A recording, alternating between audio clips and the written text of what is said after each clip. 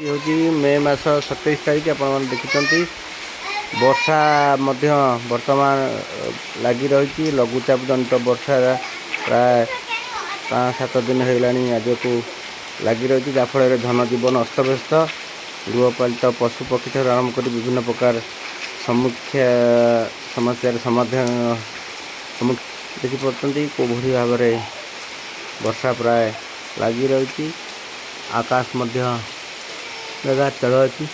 ଯେଉଁଭଳି ଭାବେ ଆପଣମାନେ ଦେଖୁଛନ୍ତି ମୁମ୍ବାଇରେ ବନ୍ୟା ପରିସ୍ଥିତି ହେଇଛି କହି ହେଉନି, ଏଠି ମଧ୍ୟ ହେବାର ସମ୍ଭାବନା ରହିଛି। ଲଘୁଚାପ ତ ଛାଡ଼ିନି, ଆଜି ପର୍ଯ୍ୟନ୍ତ ଲଘୁଚାପ ରହିଛି। ଲଘୁଚାପ ଜନିତ ବର୍ଷାରେ ବହୁ ଧନଜୀବନ ଅସ୍ତବ୍ୟସ୍ତ ହୋଇପଡ଼ିଛି। ଆପଣମାନେ ଦେଖୁଛନ୍ତି ବର୍ଷାର କେଉଁଭଳି ଭାବେ ପ୍ରକୋପ ରହିଛି।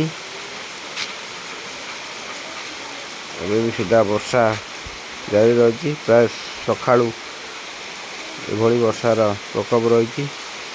ଆକାଶରେ ଦେଖୁଛନ୍ତି, ଆକାଶରେ କିଭଳି ଭାବରେ ମେଘାଚ୍ଛନ୍ନ ରହିଛି। କଳାହାଣ୍ଡି ମେଘ ପୁରା ଢାଙ୍କି ରହିଛି ଆକାଶଟାକୁ।